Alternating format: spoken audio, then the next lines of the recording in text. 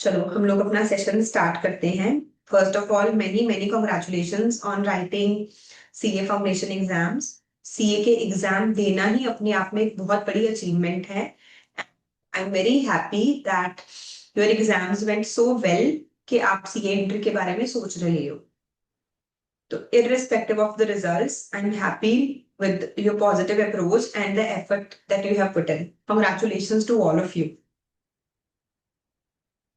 And I hope कि अच्छा भी लग रहा है एग्जाम देने के बाद। जो एक चीज होती है लाइफ का फर्स्ट कंपेटिटिव एग्जाम, जो एडवेंचर फील होता है, एडवेंचर प्लस नर्वसनेस एग्जाम देते हुए, यू एंजॉयड दैट। अभी हम नेक्स्ट स्टेप पे चलते हैं, सीए इंटरमीडिएट। और भी ना ऐसे बहुत सारे छोटे छोटे स्टेप्स आएंगे जिसके बारे में हमें बहुत डिटेल में डिस्कशन करने की जरूरत है। बट कोई भी स्टूडेंट जो बिल्कुल पॉइंट आने वाला है, जो आने वाला चैलेंज है, उसके बारे में बहुत अच्छे से जानना चाहता है। तो अभी वाले सेशन में हम लोग सिर्फ सीए इंटरमीडिएट के बारे में डिस्कस करेंगे। But I will just give you a brief कि इसके बाद आपकी सीए की जर्नी कैसे जाने वाली है। सी, कोई भी student after 12th class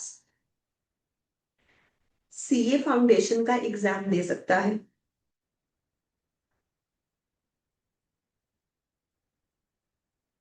and CA foundation करने के बाद वो सीए इंटरमीडिएट के लिए एलिजिबल है।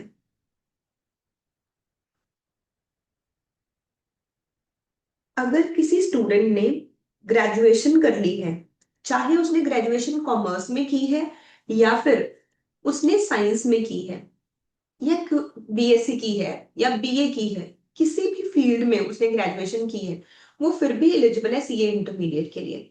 तो जो ग्रेजुएट्स हैं वो डायरेक्टली सीए इंटरमीडिएट के लिए एलिजिबल हैं। इसके लिए हम लोग इसे बोलते हैं डायरेक्ट एंट्री।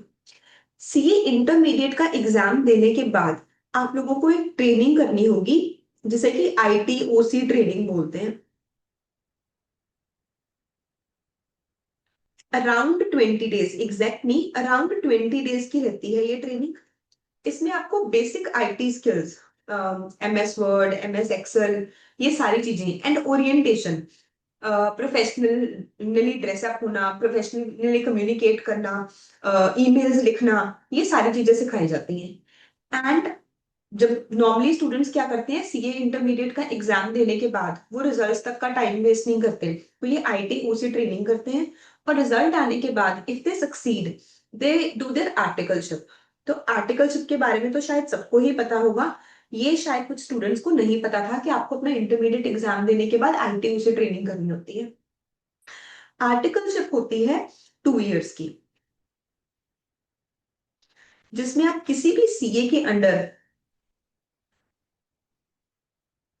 पूरा उसका प्रैक्टिकल काम सीखते हो। जो चीज आपने सीए फाउंडेशन में, सीए इंटरमीडिएट में थेरेटिकली सीखी है, वो सेम चीज आप लोग आर्टिकलशिप में प्रैक्टिकली सीखते हो।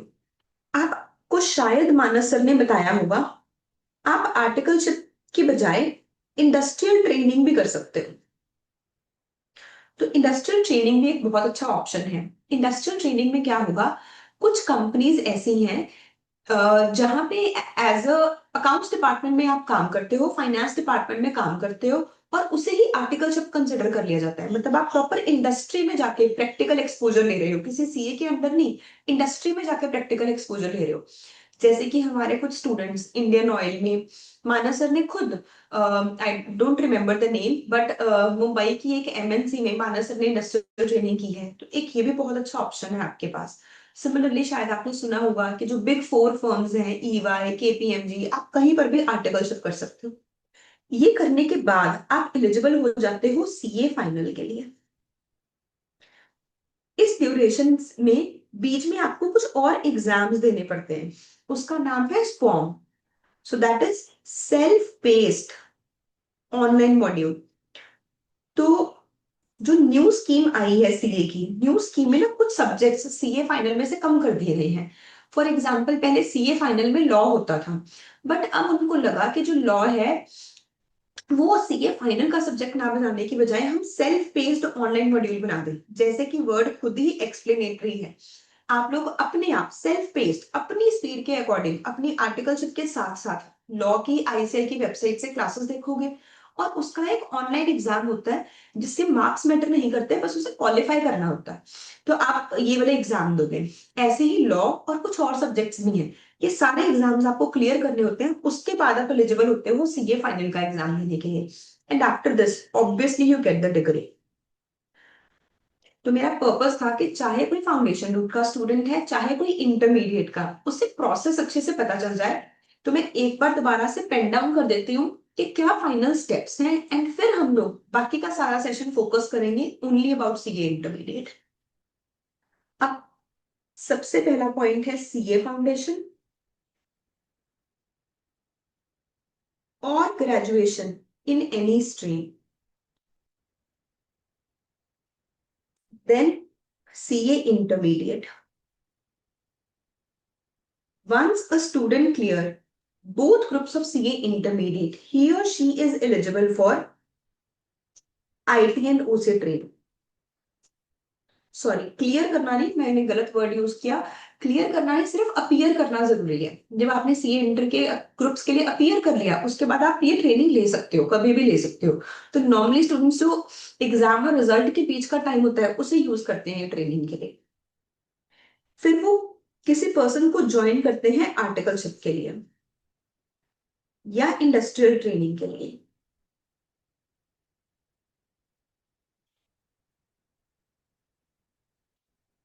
उसके बाद वो कुछ ऑनलाइन एग्जाम्स हैं, तो जब उनकी आर्टिकलशिप चल रही है वो साथ साथ वो ऑनलाइन एग्जाम्स की तैयारी करते हैं। उसके बाद उन्हें ना 6 मंथ्स का ब्रेक मिलता है जिसमें वो अपनी सीए फाइनल की स्टडीज कंप्लीट करते हैं और फिर सीए फाइनल का एग्जाम देते हैं। तो आपकी आर्टिकलशिप कंप्लीट होने के बाद there is a minimum gap that is required to appear before the exam, ताकि आप उस टाइम में अपनी सीए फाइनल की थ्योरेटिकल स्टडीज कंप्लीट कर पाओ। राइट टाइम पे आपको राइट गाइडेंस मिलती रहेगी। अभी के लिए हमारा फोकस है this step, CA intermediate. Let's understand this.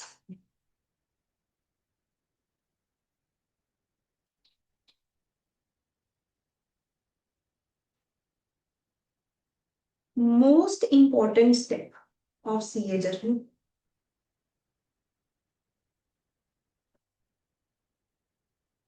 CA intermediate CA की जर्नी का सबसे इंपॉर्टेंट स्टेप है।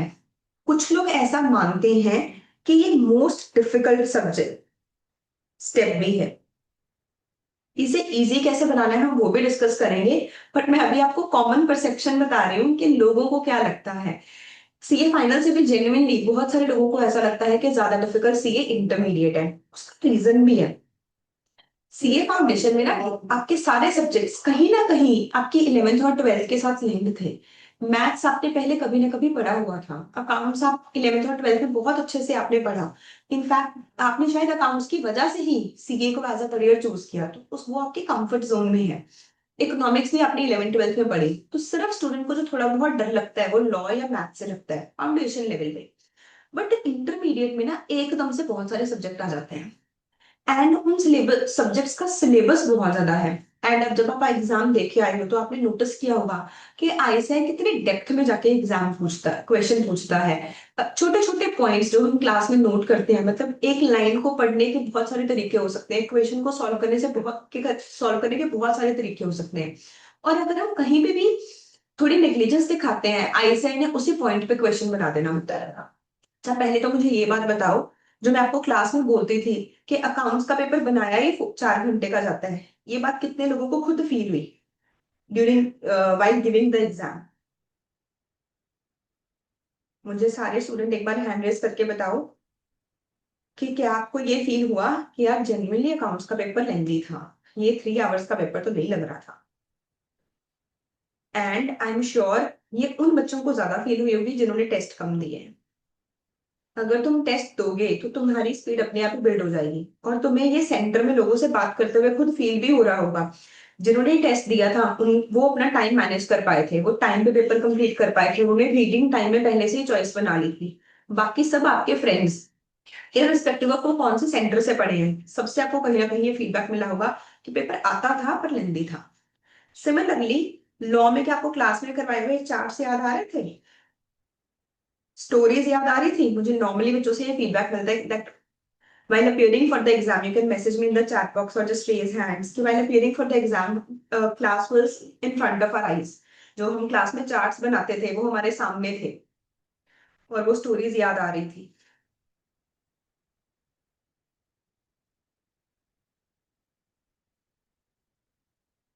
Great, great, I could help.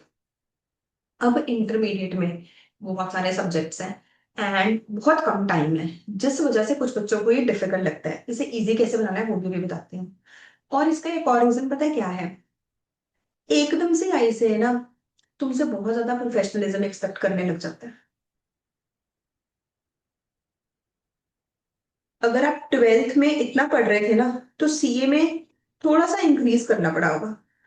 जो बच्चे ट्वेल्थ में 90% प्लस मार्क्स लेके आए हैं उनको तो ट्वेल्थ जितनी ही मेहनत लगी होगी, शायद उससे ज्यादा मेहनत लगी भी नहीं होगी। जितनी मेहनत आपने ट्वेल्थ में एक साल में की, उस उतनी प्रोपोर्शनेट आपने मेहनत की लास्ट 5 मंथ्स में, और आप इजिली सीए फाउंडेशन का एग्जाम दे पाए। बट इंटरमीडिएट में एकदम से आई से आपसे बहुत ज्यादा प्रोफेशनलिज्म एक्सपेक्ट करता है। मैं अभी इसका इस वर्ड का लॉजिक समझाती हूँ, मैं ये किस पर्सपेक्टिव में बोल रही हूँ। देखो, सीए इंटरमीडिएट में आपको टोटल दो ग्रुप्स हैं, ग्रुप 1 एंड ग्रुप 2। ग्रुप 1 में फर्स्ट सब्जेक्ट है आपके पास एडवांस्ड अकाउंट्स।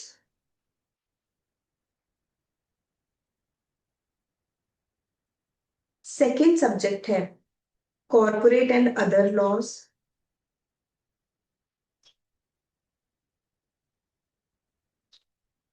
थर्ड सब्जेक्ट है टैक्स। इसमें 50 मार्क्स का है income tax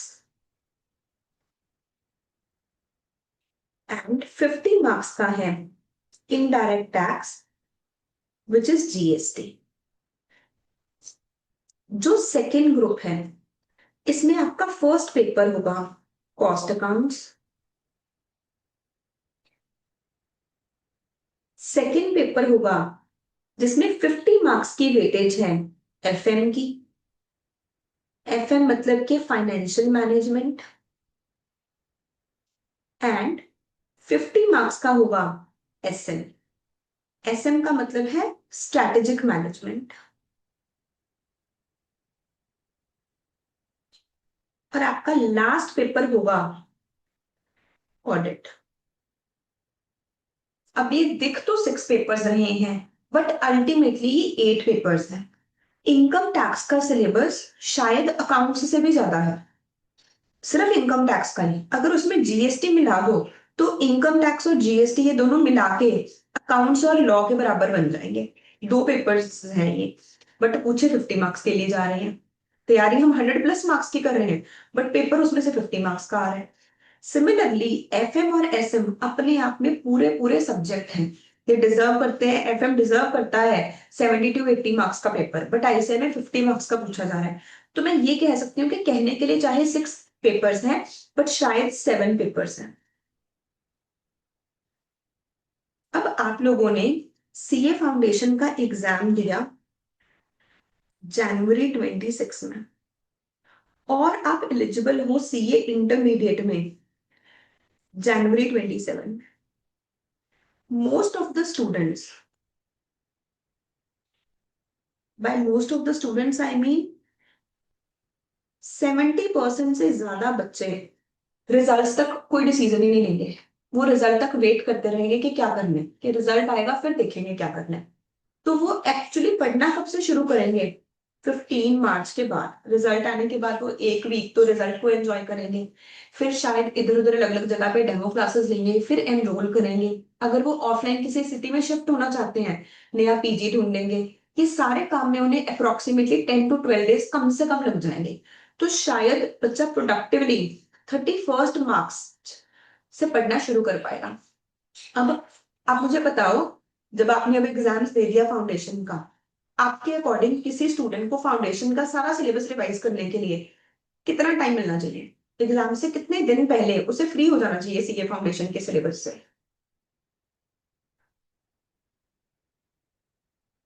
now you guys are experience, you can guide your juniors. So आप लोग मुझे सोच के बताओ कि आपके अकॉर्डिंग किसी स्टूडेंट को मिनिमम कितना टाइम फाउंडेशन की रिवीजन को देना चाहिए? सारा सिलेबस कंप्लीट होने के बाद this time is exclusively for revision.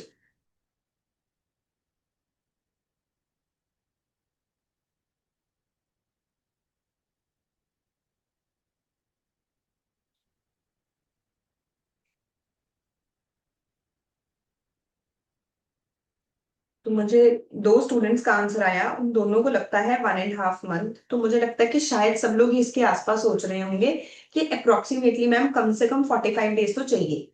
या फिर चलो अगर कोई फाउंडेशन के टाइम क्लासेस के साथ साथ बहुत अच्छे से रिवाइज कर रहा था, उसे भी कम से कम 1 मंथ चाहिए। तो अगर फाउंडेशन में 1 मंथ चाहिए था रिवीजन के लिए, तो all of you will agree कि इंटर में हमें रिवीजन के लिए 2 मंथ्स चाहिए मिनिमम। तो अगर आपने जनवरी 27 में पेपर देना है, तो दिसंबर नवंबर आप चाहोगे कि 31 अक्टूबर तक मैं आपका सिलेबस कंप्लीट करवा दूं इंटरमीडिएट का। 31 मार्च से आप सीरियसली पढ़ना शुरू हुए हो, इंस्टीट्यूट तो पहले से ही पढ़ा रहा है, बट बच्चे कहीं ना कहीं सीरियस प्रॉपर 31 मार्च से होते हैं मोस्ट ऑफ द स्टूडेंट्स। 31 अक्टूबर तक वो चाहते हैं सिलेबस कंप्लीट करवा दें। तो मेरे पास कितने महीने हुए? अप्रैल, मई, जून, जुलाई, अगस्त, सितंबर, अक्टूबर, एग्जैक्टली 7 मंथ्स। एंड मेरे पास 7 सब्जेक्ट्स हैं, प्लस इसी 7 मंथ्स में आपके बीकॉम के एग्जाम्स भी आएंगे। याद करवा दूं आपको कि सीए के स्टूडेंट को थोड़ी थोड़ी देर बाद बीकॉम वाले भी परेशान करते रहते हैं। कभी असाइनमेंट सबमिट करने का टाइम आ जाता है, कभी यूनिट टेस्ट का टाइम आ जाता है, अटेंडेंस पूरी नहीं हुई, और कभी एग्जाम तो सबको ही देने पड़ते हैं चाहे तुम कॉरेस्पॉन्डेंस कर रहे हो। तो बीकॉम के एग्जाम्स, बीकॉम के असाइनमेंट्स, ये आपका बहुत सारा टाइम कंज्यूम करेंगी। शायद पर्सनल रीजंस की वजह से, फिजिकल रीजन और एनी फैमिली ओकेजन, बीच में आप 10-15 दिन की, 7 महीने में शायद आप सिर्फ 10-15 दिन की, मैं मिनिमम पॉसिबल मान रही हूँ, छुट्टी भी ले लो। तो प्रोडक्टिवली मेरे पास 5 महीने बचे, जिसमें मुझे सारे सब्जेक्ट्स को पढ़ाना है, एक्सपर्ट बनाना है, ताकि आप जनवरी 27 में एग्जाम क्लियर कर पाओ। Now that is what makes CA intermediate difficult. अगर किसी की सीए इंटर हो जाती है ना, उसकी फाइनल भी हो ही जाती है मोस्ट ऑफ द टाइम। बहुत रेयर ऐसा होता है कि बच्चे की सीए इंटर हुई पर सीए फाइनल कर ही नहीं पाया वो, क्योंकि सीए इंटर में तुम्हारा सारा प्रोफेशनलिज्म एक्सपेक्ट कर लेना है। तुम डिस्ट्रैक्शन अवॉइड कर सकते हो कि नहीं? अगर कोई चीज शेड्यूल में लिखी हुई है कि पढ़ना है मतलब पढ़ना है, तुम इतना सारा प्रेशर मैनेज कर सकते हो कि नहीं? अगर आप आरएमएस में ज्वाइन करोगे, तो आपका शेड्यूल रहेगा अप्रोक्सीमेटली 8:30 to 4:30। मतलब सुबह 8:30 आपकी क्लासेस स्टार्ट हो जाया करेंगी, इवनिंग में 4:30 आप लोग फ्री हुआ करोगे। ये ऑर्डिनरली आपका पहले 3-4 महीने का शेड्यूल रहेगा, क्योंकि मुझे ऑब्वियसली 3-4 सब्जेक्ट इकट्ठे स्टार्ट करने पड़ेंगे ताकि मैं आपका सिलेबस टाइम पे कंप्लीट कर सकूं। तो इतना प्रेशर, पहले तो ये सारी क्लासेस लगाना, उसके बाद घर जाके भी कोई ज्यादा रिलैक्स करने का टाइम नहीं है, हर सब्जेक्ट का होमवर्क भी करना है। उसके बाद भी बीच बीच में बीकॉम का प्रेशर भी आएगा। उसके बाद भी स्ट्रेस, पता है क्या होगा? लेट्स से मैंने अकाउंट्स का सिलेबस खत्म कर दिया, तो टीचर ने तो अकाउंट्स के बाद नेक्स्ट सब्जेक्ट का सिलेबस स्टार्ट कर देना है। आप नेक्स्ट सब्जेक्ट पढ़ रहे होगे और आपको ऐसे लग रहा होगा यार मैं अकाउंट्स तो भूल ही गया। फाउंडेशन में क्या था, आप डेली चारों सब्जेक्ट्स पढ़ सकते थे, accounts, law, math, economics. But intermediate में डेली ये सारे सब्जेक्ट पढ़ना तो पॉसिबल नहीं है। लेट्स से मैंने आपको लॉ पढ़ाया, जब लॉ का सिलेबस खत्म हो गया, मैंने इनकम टैक्स शुरू करा दिया। आप एक तरफ इनकम टैक्स याद कर रहे होंगे, एक तरफ आपको प्रेशर हो गया यार मैं तो लॉ भूल ही गया। तो पुराने सब्जेक्ट्स की रिवीजन भी साथ साथ प्लान करनी पड़ेगी। That is what makes this difficult, that is why most of the students shake here. तो यहाँ पे ना अटर लेवल का प्रोफेशनलिज्म चाहिए। अब हमने इस डिफिकल्ट चीज को इजी कैसे बनाना है? डरा तो दिया, अब उसका सोल्यूशन भी बताना पड़ेगा ना। एज अ टीचर मेरी ड्यूटी बनेगी that I tell you the solution of this.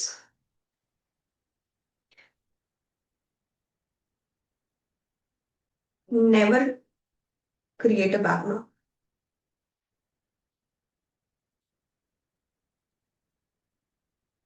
Make this promise, अभी जितना ब्रेक लेना है लो, but make this promise to yourself कि जिस दिन मैंने सीए इंटरमीडिएट के लिए एनरोल कर लिया, अभी मैं ब्रेक ले लेती हूँ, रिलैक्स कर लेता हूँ, बट जिस दिन मैंने सीए इंटरमीडिएट के लिए एनरोल कर लिया, मैं कभी भी बैकलॉग नहीं क्रिएट करूंगा। आज अगर कोई क्लास मिली है, आज कोई कोई टारगेट है कि आज ये टॉपिक कंप्लीट करना है, तो उसे आज ही कंप्लीट करना है। पता है सीए में कभी बैकलॉग कंप्लीट ही नहीं होता।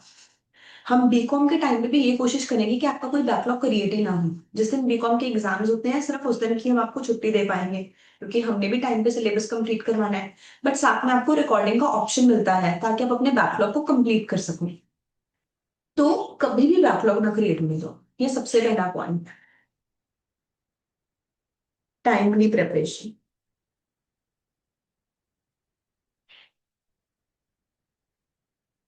जितनी जल्दी तुम तैयारी शुरू करोगे, उतना अच्छा है।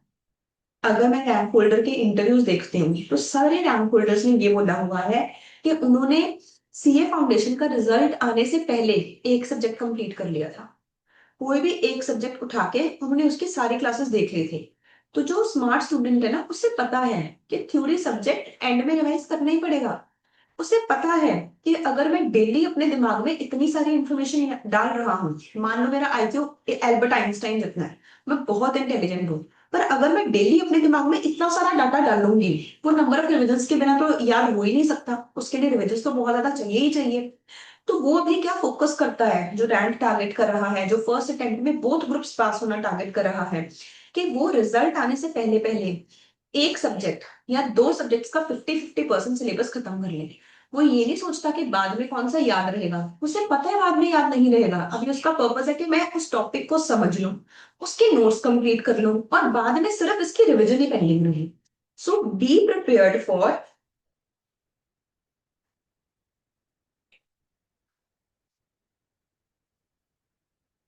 4 to 5 रिविजन्स, जो कि इसके साथ ही लिंक्ड है। अगर टाइम पे तैयारी करोगे, टाइम पे सिलेबस कंप्लीट करोगे, तभी रिवीजन के लिए टाइम बचेगा। और रिवीजन के बिना तो पास हो ही नहीं सकते। तुम जितने मर्जी इंटेलिजेंट हो, रिवीजन के बिना नहीं पास हो सकते।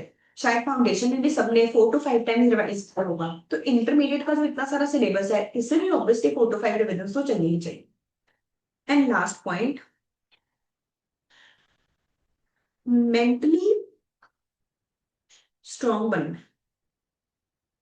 ऐसे ना सब लोग कहते हैं कि स्ट्रेस मैनेज करो, बट ये प्रैक्टिकली करें उसे।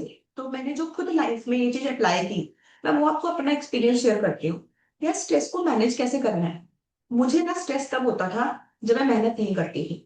जब मैंने सोचा होता था कि मैं ये काम करूंगी, बट मैंने नहीं किया। मैंने प्लान किया था कि मैं इस टाइम पे इनकम टैक्स पढ़ूंगी, इस दिन मैं लॉ रिवाइज करूंगी, बट अगर मैं उसे रिवाइज नहीं करती थी ना, तो मुझे टेंशन होती थी।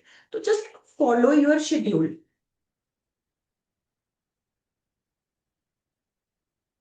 Have friends who are not doing CA. क्योंकि अगर आप सारा टाइम ही सिर्फ सीए की ही बातें करोगे, वैसे that is mentally very exhausted. Class में भी सीए की बातें, घर पे होमवर्क करने के टाइम भी सीए की बातें, उसके बाद जब फ्रेंड्स के साथ रिलैक्स होने गए हैं, वहां पे भी सीए की बातें। शायद मुझे इनकम टैक्स समझ आ रहा है, मुझे ऑडिट समझ आ रहा है, बट मेरा फ्रेंड कहता है यार ऑडिट बहुत डिफिकल्ट है। मैंने ना यूट्यूब पे देखा था, ज्यादातर बच्चे ऑडिट में फेल हो जाते हैं। ना चाहते हुए भी उसका इम्पैक्ट हमारे ऊपर पड़ेगा। तो जो आपका फ्री टाइम है ना, ये फ्री टाइम हम लोगों के साथ स्पेंड करना है जो कि सीए की बात नहीं कर रहे। You can have a rule with your friends कि हम सीए के बारे में डिस्कशन नहीं करेंगे।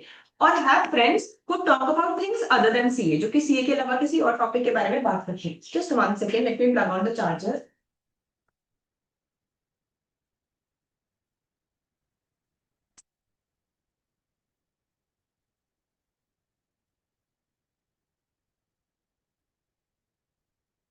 अगर मुझे आपको एडवाइस देनी हो, जो भी स्टूडेंट सीए इंटरमीडिएट देना चाहता है जनवरी 27 में, और चाह रहा है कि मेरे दोनों ग्रुप क्लियर हो जाएं, या फिर मैं तो चाहता हूँ भाई मेरा रैंक ही है, कि फाउंडेशन में ना सिर्फ 20 रैंक आते हैं,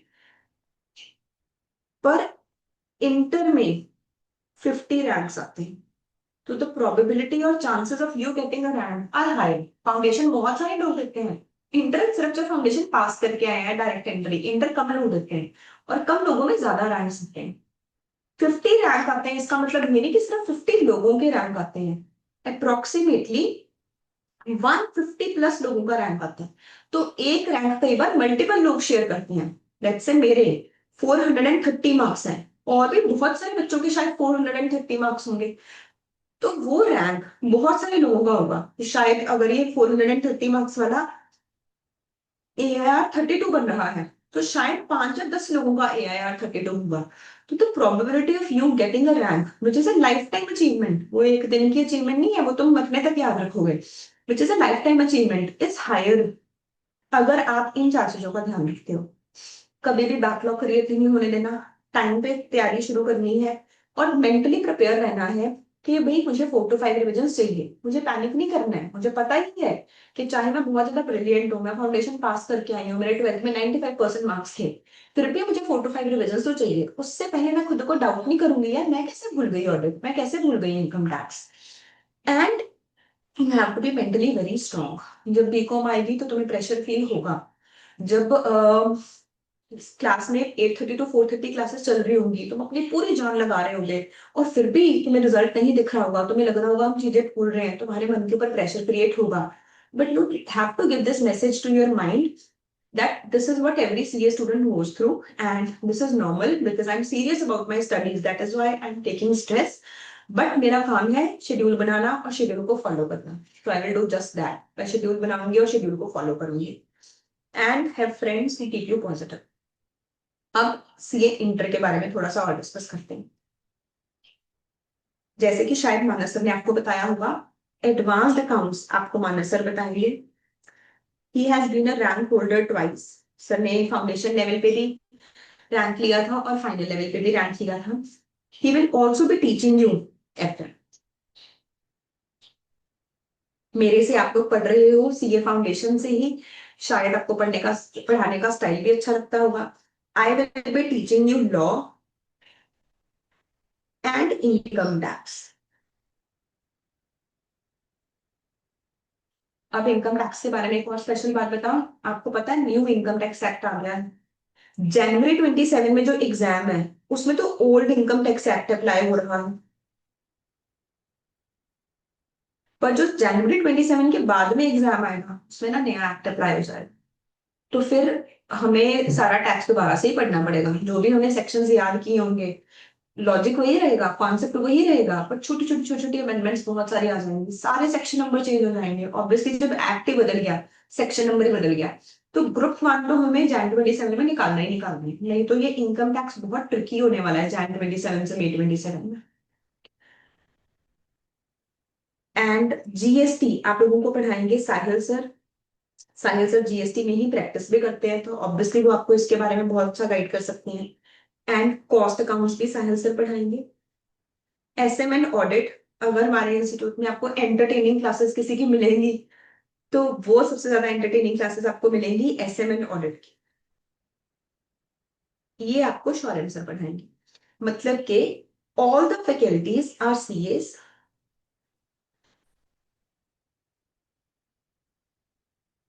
इसका बेनिफिट क्या है कि जो आपको पढ़ा रहे हैं ना, you can relate, they can relate with you, they have gone through what you are going,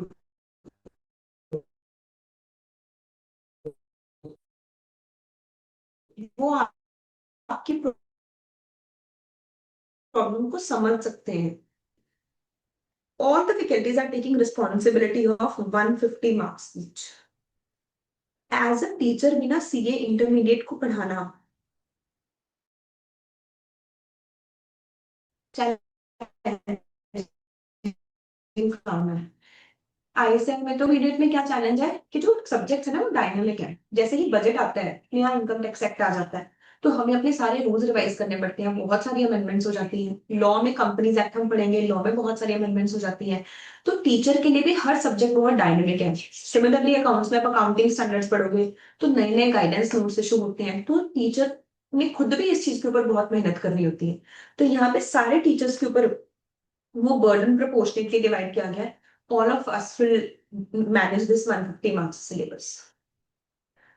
तो अभी तक जो हमारा सेशन हुआ, एक तो मैंने आपको सीए करने के स्टेप्स बताए,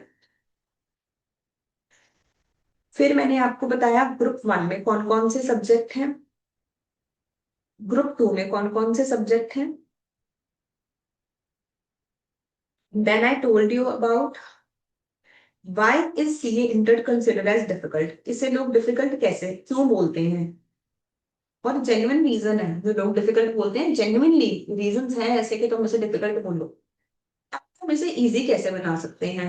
कभी बैकलॉग ना क्रिएट होने दो, टाइम पे तैयारी शुरू करो, मेंटली प्रिपेयर्ड रहो कि मुझे 4 to 5 रिविजन चाहिए, कि भाई ये वाला 1 ईयर एक्चुअली आर्टिकलशिप में शायद थोड़ा बहुत रिलैक्स करने को मिल जाए। फाइनल के बाद तो बहुत ही रिलैक्स करने को मिल जाए, तुम्हारी लाइफ सेट हो जाएगी। मुझे पता है 10th क्लासेस कह रहे हैं पेरेंट्स कि बस 10th दे दो, बस 12th दे दो, फिर लाइफ सेट हो जाएगी, बट सीए के बाद 6 हो जाएगी। तो तब तो रिलैक्स करने का टाइम मिल जाएगा, बट इंटरमीडिएट में जेन्युइनली नहीं मिलेगा। तो इसे इजी कैसे बनाना है, ये 3 चीजें हम लोगों ने डिस्कस की। Now my next point would be, मैं डिस्कस करना चाहती हूँ एग्जाम का क्राइटेरिया। एंड बहुत सारे स्टूडेंट्स का डाउट होगा कि हमें सिंगल ग्रुप देना चाहिए या बोथ ग्रुप देने चाहिए। एंड आप लोग आरएमएस में कब से अपनी क्लासेस स्टार्ट कर सकते हैं? इसके अलावा पहले जो मैंने 3 पॉइंट्स क्लियर कर दिए, इसमें किसी का भी कोई डाउट हो please let me know. I would be very happy, you can message me in the chat box. ये फर्स्ट 3 पॉइंट्स सबको क्लियर है या नहीं है? कुछ भी आप और जानना चाहते हो about our faculty? And obviously जैसे फाउंडेशन में आपको बुक्स मिली थी, हर टीचर की अपनी बुक्स हैं। इंटरमीडिएट में आपको प्रॉपरली हर टीचर की तरफ से हर सब्जेक्ट की बुक्स मिलेंगी। हम क्लास में study material, PYQ, RTP, MTP सब कुछ कवर करेंगे। जैसे हम लोगों ने सीए फाउंडेशन में मॉक टेस्ट पेपर लिए थे, बिल्कुल वैसे ही हम सीए इंटरमीडिएट आप लोगों के मॉक टेस्ट लेंगे। वो सब कुछ बिल्कुल सेम ही रहेगा।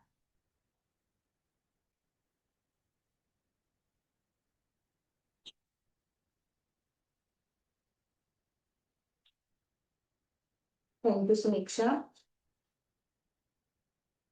एक, चलो यहाँ तक अगर सब कुछ क्लियर है, तो नेक्स्ट पॉइंट एग्जाम क्राइटेरिया। शायद ये बात सी मानस सर ने भी बताई हो।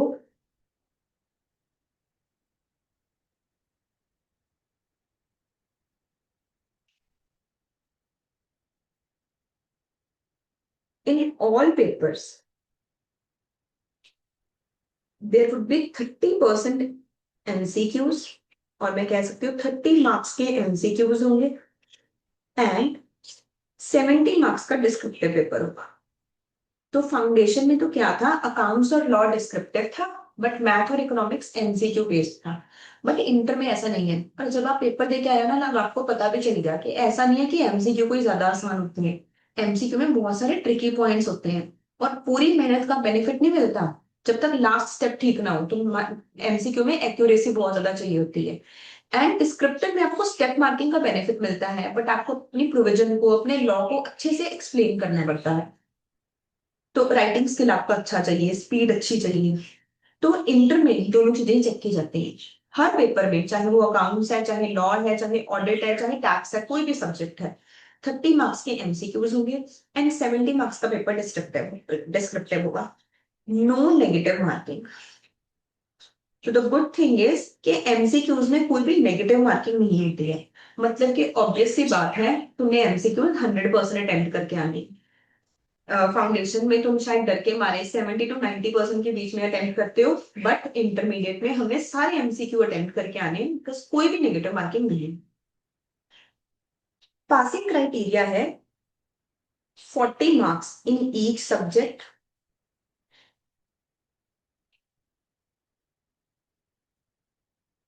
And aggregate 50%। So just like CA foundation, her paper में कम से कम 40 नंबर चाहिए, और जो टोटल है वो आपका 150 बनना चाहिए पर ग्रुप। 50% हो गया, 300 मार्क्स का पेपर है, तो 150 मार्क्स में कम से कम चाहिए ग्रुप को पास करने के लिए। एक और अच्छी चीज ये है, अगर आपके किसी पेपर में 60 मार्क्स आते हैं, तो उसमें आपको एग्जाम्शन मिल जाती है। लेट से मैंने अपना ग्रुप 1 का एग्जाम दिया, मेरा अकाउंट्स बहुत स्ट्रांग है, अकाउंट्स में 75 मार्क्स है। मेरा लॉ थोड़ा सा वीक है, लॉ में 35 मार्क्स है, एंड टैक्स में I managed to get 45 marks. अब ये स्टूडेंट ओवरऑल तो अनसक्सेसफुल हो गया, ये अपना एग्जाम पास नहीं कर पाया। क्योंकि टोटल 50% भी चाहिए था और हर एग्जाम में 40 मार्क्स भी चाहिए थे।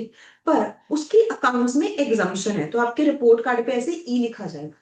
इस एग्जाम्पशन का बेनिफिट क्या है? इसका मतलब कि आईसीआई ये एक्सेप्ट करता है कि आईसीआई एक्सेप्ट करता है कि तुम इस सब्जेक्ट में मास्टर हो, कि ये तुम्हें आता है। तो अब जब आपका सेकेंड अटेम्प्ट होगा, आपको तीनों पेपर देने की जरूरत नहीं है। You have to give only 2 papers. आपको सिर्फ लॉ और टेक्स्ट का पेपर देना है। तो अगर आपके किसी भी सब्जेक्ट में 60 से ज्यादा मार्क्स आ गए, तो वो एग्जाम्प्ट हो गया। अब वो पेपर आपको दोबारा देने की जरूरत नहीं है। ये है पासिंग क्राइटेरिया। नेक्स्ट है सबसे बड़ा क्वेश्चन शायद आज का, सिंगल ग्रुप और बोथ ग्रुप।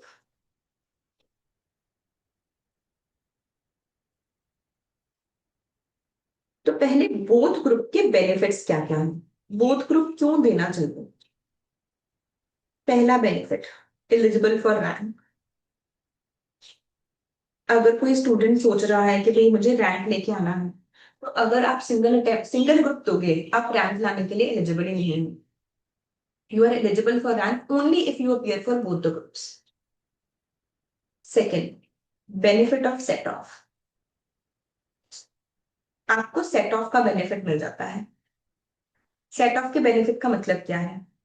नेक्स्ट से मैंने अपना एग्जाम दिया और ग्रुप 1 में मेरे मार्क्स हैं 75, 50 एंड 50। तो मेरे टोटल मार्क्स हो गए 175। ग्रुप 2 में मैंने थोड़ी कम मेहनत की थी, ग्रुप 1 में मैंने ज्यादा मेहनत की थी, ये तो पक्का ही पहली बार में पास होना है। तो मैंने ग्रुप 2 में भी मेहनत की और पेपर दे दिए। ग्रुप 2 में मेरे मार्क्स हैं 50, 43 एंड लेट्स से 41। तो मेरा टोटल बना 134। तो ये स्टूडेंट ग्रुप 1 में तो पास होना चाहिए और ग्रुप 1 में शायद ये फेल हो जाना चाहिए। बट इसके टोटल मार्क्स क्या है? 309। जो टोटल है वो मोर देन 50% है। तो ये ग्रुप 2 में भी पास हो जाएगा। तो जो आपके ग्रुप 1 में 150 से ज्यादा मार्क्स आए, वो 150 मार्क्स का बेनिफिट ग्रुप 2 को ट्रांसफर हो जाएगा। और एंड वाइस वर्सा, कई लोगों का ग्रुप 2 ज्यादा स्ट्रांग होता है, उनके ग्रुप 2 के मार्क्स उसे हेल्प करते हैं, अगर बाय चांस किसी का टैक्स या लॉ वीक है उसको कंपनसेट करने में। तो group 2, group 1 and vice versa एक दूसरे के साथ मार्क्स सेट ऑफ हो जाते हैं। तो बोथ ग्रुप देने का सबसे पहले तो ये दो फायदे हैं, आप रैंक के लिए एलिजिबल हो और आप सेट ऑफ का बेनिफिट भी ले सकते हो। अब नेक्स्ट पॉइंट है कि आपको करना क्या चाहिए, what would be my advice. मैं अपने एक्सपीरियंस के बेसिस पे क्या गाइड कर सकती हूँ आपको। Start preparing for both. अभी ये टाइम ही नहीं है डिसाइड करने का कि मुझे सिंगल ग्रुप लेना है कि बोथ ग्रुप लेना है। तुम्हें पहले से कैसे पता? तुम्हें लोग बोल रहे हैं कि इंटर बहुत मुश्किल है, तुम्हें पर बहुत सारे लोग ऐसे भी दिखेंगे जिन्होंने फर्स्ट अटेम्प्ट में बोथ ग्रुप पास किए हैं, मैंने खुद किए हैं। दो मुझे हैरानी होती है, बट मैंने खुद फर्स्ट अटेम्प्ट में दोनों, इंटर में भी फाइनल में भी बोथ ग्रुप से इकट्ठे क्लियर किए हैं। तो रैंक जिनका आता है वो भी दोनों ग्रुप मैनेज करते हैं। एंड बहुत सारे लोग बोलते हैं कि डिफिकल्ट भी है। अब तुम्हारी कैपेसिटी है या नहीं है ये पता ही नहीं है, ये किसी को भी नहीं पता। Start preparing for both groups. Over the period of time आपको खुद पता चल जाएगा, क्या आप दो ग्रुप्स के सिलेबस को मैनेज कर पा रहे हो, या आपको लगता है कि कोई पर्सनल रीजन हो गया, किसी रीजन की वजह से बैकलॉग क्रिएट हो गया एंड मैं नहीं कर पा रहा इतना प्रेशर मैनेज, मैं खुद को इतना परेशान करना ही नहीं चाहता। I am happy with getting good marks and not getting a rank, तो मैं सिंगल ग्रुप पे शिफ्ट होना चाहता हूँ। तो उस केस में आप अपने टीचर के साथ एडवाइस करो और उसके बाद शिफ्ट हो जाओ। बट पहले प्रिपरेशन दोनों ग्रुप के लिए ही करो। उसका मैं लॉजिक भी बताती हूँ क्यों मैं ऐसा कह रही हूँ। पहले पता है आपको, एक ही ग्रुप में 4 सब्जेक्ट्स होते थे। तो इन एनी केस बच्चे 4 सब्जेक्ट तो पहले पढ़ते ही थे जो सिंगल ग्रुप पे लेते थे। अब लेट्स एज्यूम कि आप लोगों ने जनवरी 27 में सोचा कि मैं तो सिर्फ ग्रुप 1 दूंगा। जनवरी 27 का इंटर का रिजल्ट कब तक आएगा? मार्च 27 में। एंड ग्रुप 2 फिर आप कब देना चाहोगे? मई 27 में। तो जैसे most of the students results के बाद ही सीरियस होते हैं, यहाँ पर भी आप सीरियसली पढ़ना शुरू कब करोगे? अपने रिजल्ट्स के बाद। क्या ये प्रैक्टिकली पॉसिबल है? आप मार्च में पढ़ना शुरू करो और मई तक ग्रुप 2 की तैयारी भी कर लो। मान लो आपने पहले पढ़ना शुरू कर दिया, लेट्स से फेब में ही पढ़ना शुरू कर दिया, क्या फिर भी आपको लगता है ये पॉसिबल है कि आप फेब में ग्रुप 2 की तैयारी करनी शुरू करो और मई तक तैयारी भी कंप्लीट कर लो और रिवीजन भी कर लो? अप्रैल तो आप लोगों को रिवीजन के लिए ही चाहिए। तो बचा क्या, फेब मार्च अप्रैल, 3 मंथ्स में आप सिलेबस कंप्लीट भी कर लो और शायद बीच में बीकॉम के एग्जाम्स भी आ जाए, वो भी मैनेज कर लो। फाउंडेशन में तो ये एग्जाम्स ना मिड ऑफ द मंथ होते हैं, आई थिंक 16 जनवरी से थे। बट इंटर में एग्जाम बिल्कुल स्टार्ट ऑफ द मंथ होते हैं, जैसे कि अब मई में 3 मई को एग्जाम है, मई तो बिल्कुल मिला ही नहीं। तो ये पॉसिबल ही नहीं है कि आप एक ग्रुप देने के बाद इतने थोड़े से टाइम में ग्रुप 2 की तैयारी कर सको। एंड लेट्स जस्ट एज्यूम कि आपका ग्रुप 1 फेल हो गया। अब बहुत बार हमारे पास ऐसे स्टूडेंट्स आते हैं, उसने ग्रुप 1 दिया जनवरी में, फेब में ग्रुप 2 की कोचिंग भी शुरू कर दी, बट जब बाद में मार्च में रिजल्ट आया तो पता चला जी ग्रुप 1 ही फेल हो गया। अब वो बच्चे को ना पता ही नहीं चलता मैं मई में क्या करूं, कि अब मैं मई में ग्रुप 1 को रिपीट करूं क्योंकि वो पहले तो पढ़ रखा है, भूल गया पर पहले पढ़ तो रखा ही है, उसमें तो सिर्फ रिवीजन ही चाहिए। या फिर मैं पहले ग्रुप 2 पढ़ूं क्योंकि मैंने इसकी क्लासेस खरीद ली है, क्योंकि मेरी तैयारी तो 1 महीने से तो मैं ग्रुप 2 पढ़ रहा हूँ, तो मुझे ग्रुप 2 पढ़ना चाहिए। वो बच्चे को समझ ही नहीं आता वो मई में क्या करे, बोथ ग्रुप को तो उसकी कैपेबिलिटी नहीं लग रही, उसे लग नहीं रहा मैं कर लूंगा, और यही नहीं समझ आएगा कि वो ग्रुप 1 करे या वो ग्रुप 2 करे। तो अल्टीमेटली उसे जाना पड़ेगा सितंबर में। इस रीजन की वजह से सीए डिफिकल्ट बन जाती है, गलत डिसीजंस की वजह से और सही गाइडेंस ना मिलने की वजह से सीए डिफिकल्ट बन जाती है। जिस वजह से मैं हमेशा स्टूडेंट्स को ये एडवाइस करती हूँ कि आप तैयारी तो दोनों ग्रुप की ही शुरू करो। Over the period of time you will realize where you stand, and उसके बेसिस पे आप एग्जाम से 3 महीने पहले, कम से कम 3 महीने पहले फाइनल डिसीजन ले लो कि आपको सिंगल ग्रुप देना है या बोथ ग्रुप देना है। इस डिसीजन के लिए आप अपने टीचर्स के साथ कंसल्ट भी करो। तो यहाँ पर तो आपको, आप सारे सब्जेक्ट से पढ़ रहे होगे, तो हम सारे फैकल्टीज खुद ही डिस्कस करके अपने स्टूडेंट्स को इसके बारे में गाइडेंस देते हैं। एंड अब इसका एक और फायदा क्या है, जब आपने दोनों ग्रुप्स की पढ़ाई शुरू की तो आप लोग एटलीस्ट 4 सब्जेक्ट्स के लिए तो पहले से ही रेडी हो गए। चाहे बाद में आपने अपना डिसीजन चेंज कर लिया कि नहीं मैम मैं तो सिंगल ग्रुप ही दूंगा, आपने अपना डिसीजन चेंज कर लिया, बट आपके 4 सब्जेक्ट्स रेडी हो गए, मतलब कि ग्रुप 2 का भी एक सब्जेक्ट रेडी हो गया। अब जब आप एग्जाम देके आओगे, आपको सिर्फ रिवीजन करनी है एक सब्जेक्ट की और 2 सब्जेक्ट्स पढ़ने हैं। पूरे 100 मार्क्स की वेटेज, 100 मार्क्स का बेनिफिट मिल गया आपको, प्लस पॉइंट मिल गया, जो कि बाकी स्टूडेंट्स के पास नहीं है। जिन्होंने पहले सिंगल ग्रुप दिया उनको 300 नंबर का पढ़ना है, आपको सिर्फ 200 नंबर का पढ़ना है और एक सब्जेक्ट को रिवाइज करना। आई होप मेरा ये पॉइंट सबको क्लियर हो गया है। क्या किसी को सिंगल ग्रुप और बोथ ग्रुप की अभी भी कोई कंफ्यूजन है? I hope I was able to explain what I intended to. Quickly let me know in the chat box before we move on to the next point.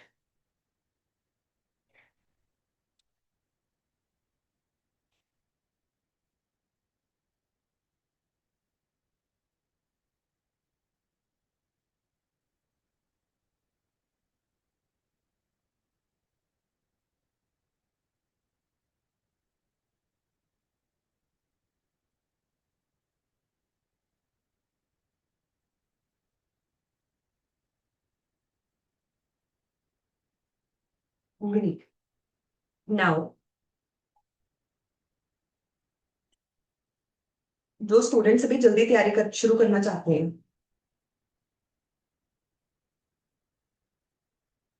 From tomorrow, sorry 1 second,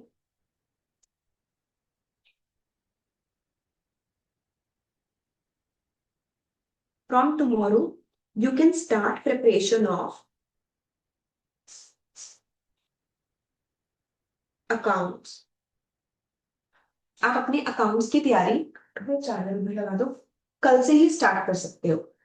and जब आपका result आ जाएगा, आपको proper sir sequence बताएंगे कि किस sequence में आपको accounts subject के कौन कौन से टॉपिक को पढ़ना है। एंड अकाउंट्स का आप 60-70% सिलेबस अपने रिजल्ट आने से पहले ही कंप्लीट कर लो। उसके बाद जब आपकी क्लासेस स्टार्ट होंगी,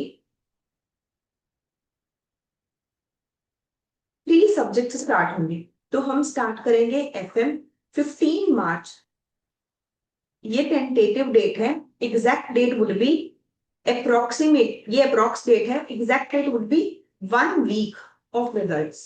जैसे ही आपका रिजल्ट अनाउंस होगा उसके 1 वीक के अंदर अंदर हम लोग क्लासेस स्टार्ट कर देंगे।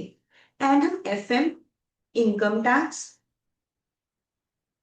एंड GST, ये तीनों सब्जेक्ट्स को पहले पढ़ेंगे। जैसे जैसे आपका एक सब्जेक्ट कंप्लीट होता रहेगा उसका नेक्स्ट सब्जेक्ट स्टार्ट हो जाएगा। तो अकाउंट्स आपने पहले ही कर लिया। जब आपका FM कंप्लीट हो गया, प्लस प्लस आपका जो पेंडिंग अकाउंट्स होगा वो भी इसके साथ साथ चल रहा हो, तो आप 4 सब्जेक्ट्स यहाँ पे पढ़ रहे होगे। जब आपका FM कंप्लीट हो जाएगा तो अकाउंट्स का सिलेबस दोबारा से स्टार्ट हो जाएगा। जो स्टूडेंट्स ने नहीं किया, लेट ज्वाइन किया, वो यहाँ पर अकाउंट्स कवर कर सकते हैं। जैसे ही इनकम टैक्स कंप्लीट होगा मैं लॉ स्टार्ट कर दूंगी। जैसे ही GST कंप्लीट होगा साहिल सर कॉस्ट स्टार्ट कर देंगे। एंड साथ में एक और सब्जेक्ट शुरू हो जाएगा SM, स्ट्रैटेजिक मैनेजमेंट। अकाउंट्स का सिलेबस कंप्लीट होने के बाद आपकी 3 क्लासेस रह जाएंगी। लॉ जब कंप्लीट होगा इसके बाद यहां पर शुरू हो जाएगा ऑडिट। लॉ जल्दी कंप्लीट हो जाता है, SM भी जल्दी कंप्लीट हो जाता है। कॉस्ट 100 मार्क्स का है, इसे थोड़ा सा ज्यादा टाइम लगता है। एंड यस, सो ये 1, 2, 3, 4, 5, 6, 7 एंड 8, ये 8 सब्जेक्ट्स ऐसे मैनेज होंगे। एग्जैक्टली 2 महीने पहले, मतलब कि हमारी कमिटमेंट रहेगी 31 अक्टूबर तक आपका 100% सिलेबस कंप्लीट करवाना। और क्लासेस के साथ साथ ही आप लोग क्लास टेस्ट भी दोगे, टॉपिक वाइज टेस्ट। और जब सिलेबस कंप्लीट हो गया, जैसे जब आपकी 3 क्लासेस ही रह गई, तो हम एक एक सब्जेक्ट की रिवीजन भी स्टार्ट कर देंगे। तो जैसे हम लोगों ने, आपको ध्यान में होगा फाउंडेशन में एग्जाम से कुछ दिन पहले लॉ की मैराथन रखी थी, बिल्कुल वैसे ही हम इंटरमीडिएट में हर सब्जेक्ट की क्लास रखेंगे, not only law, for all the subjects. इसमें क्या होगा, एक टाइम पे आपके 4 4 सब्जेक्ट चल रहे हैं, बट जैसे जैसे एक एक सब्जेक्ट कंप्लीट होगा, जब आपके एंड में 3 सब्जेक्ट रह जाएंगे, तो हम एक एक सब्जेक्ट की रिवीजन भी साथ में स्टार्ट कर देंगे। और क्लास में हम इस तरीके से आपको रिवाइज करवाया करेंगे। फिर आपके मॉड्यूल वाइज टेस्ट होंगे। लेट्स से अकाउंट्स के 2 पार्ट्स में टेस्ट हो गए, लॉ के 2 या 3 पार्ट्स में टेस्ट हो गए, ऐसे टेस्ट होंगे। और जो लास्ट में 2 मंथ्स होंगे उसमें आपको पहले 15 डेज का ब्रेक मिलेगा। 15 डेज के ब्रेक के बाद आपका जैसे फाउंडेशन में मॉक टेस्ट पेपर हुआ था, बिल्कुल वैसे ही मॉक टेस्ट पेपर होगा, जो कि आपको प्रिपेयर करेगा टाइम पे पेपर कंप्लीट करने में और अच्छी एक्यूरेसी बिल्ड करने में, जिसके साथ आपके नंबर ऑफ रिविजन भी और ज्यादा स्ट्रांग हो जाएंगे। तो at any given time you will be studying maximum 4 subjects and minimum 3 subjects. Last days में ऐसा होता है कि सिर्फ 2 सब्जेक्ट्स बच गए, but otherwise 3 to 4 subject at any given time चल रहे होंगे। आपके पास 2 ऑप्शंस हैं बैचेस स्टार्ट करने के। चाहो तो आप कल से ही शुरू कर सकते हो, उस केस में आपका अकाउंट्स कल से ही स्टार्ट हो जाएगा। एंड बाद में ये वाली अकाउंट्स का क्लास का टाइम आप लोग सेव करोगे, इसे आप यूज करोगे रिवीजन के लिए और नेक्स्ट सब्जेक्ट की तैयारी के लिए। या आपके पास सेकंड ऑप्शन है, आप रिजल्ट्स के बाद स्टार्ट कर सकते हो। रिजल्ट्स के बाद स्टार्ट करना चाहते हो तो जैसे ही रिजल्ट आएगा उसके 1 वीक के बाद, उस केस में आपको 4 सब्जेक्ट्स साइमल्टेनियसली पढ़ने पड़ेंगे, क्योंकि अदरवाइज मैं सिलेबस ही नहीं कंप्लीट करवा पाऊंगी। Accounts, FM, income tax and GST। That is what I intended to guide all of you. मेरे पास अभी टाइम नहीं है और मुझे लगता है आप भी शायद और सुनने के मूड पे नहीं होंगे। नहीं तो हम एक शॉर्ट डेमो क्लास भी अरेंज करते हैं इनकम टैक्स की। अगर आप में से किसी को भी रिक्वायरमेंट लगती है लॉ या इनकम टैक्स की डेमो लेने की, you can let Gitanjali know और message in the group. That's it. If anyone has any question, I am there for another 5 minutes. You can please let me know. Yes, Dipinder. Good evening, ma'am. Good evening, beta. Ma'am, I want to ask, can we access for online classes for meanwhile the results are Yes. announced? Yes, yes, yes. In fact, I will recommend that. Okay, Before the ma'am. results, you can start online classes. Okay, thank you, ma'am.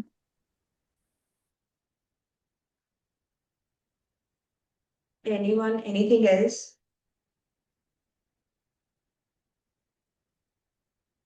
Okay. Okay, guys.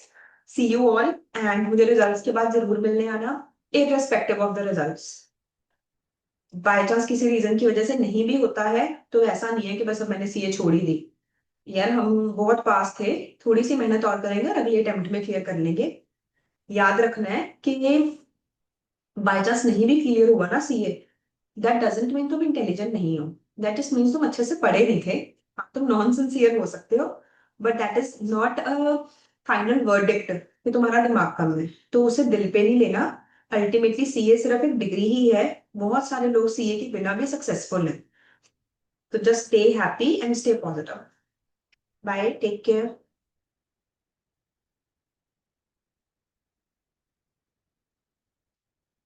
हर्ष, मैं आपको group में inform करती हूँ exact timings.